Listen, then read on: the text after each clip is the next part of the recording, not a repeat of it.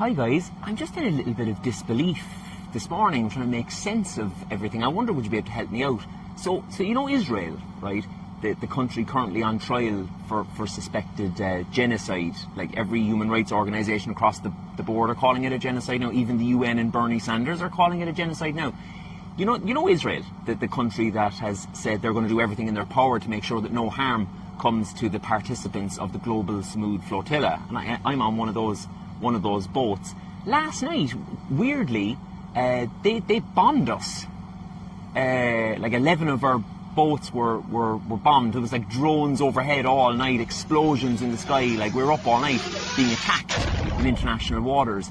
Like, just to give you a sense, guys, of our cargo, we're kind of a humanitarian mission, a non-violent mission carrying baby formula to Gaza. Because remember, the Israelis don't allow baby formula to even be smuggled in by Western doctors to Gaza.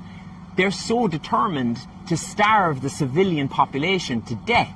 So the disbelief, I think, from our point of view is, I think it's 4 a.m. last night, there's explosions overhead. We know that many of our colleagues have already been bombed. We can't communicate with them because the Israelis have jammed the communication.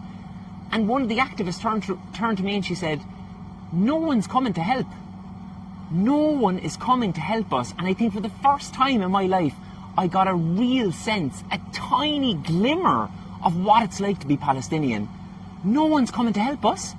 Like, I think as a white person, you have this idea of your own privilege that this is the kind of thing that happens to black and brown people. Like, I'm from the West. There's just no way our cowardly governments are going to allow us to be bombed in international water when we're carrying baby formula to Gaza. That's all we're doing. Like, I am acutely aware that our Western leaders are so captured and so racist that they're happy for Palestinians to be murdered, for Lebanese to be murdered, for the people of Yemen and Syria and all these kind of brown countries. Like, we know business with the Zionists and the Americans is more important than Palestinian lives. Unfortunately, we've had to get our heads around that. But now I think we're realising that business with the Zionists and the Americans is more important than our lives too. From an Irish perspective, I speak directly to the Irish establishment class, the media and political class right now. If anything happens to me or any of the other 21 Irish participants on this flotilla, we hold you responsible, directly responsible, for your craven, pathetic, biased coverage of this genocide for the last 2 years and your mealy-mouthed tough talk about Israel whilst doing exactly nothing. So I urge anyone listening to this video, please kick up a fuss. Please contact your local representatives, because I think I speak for everyone on this flotilla. We don't want to die.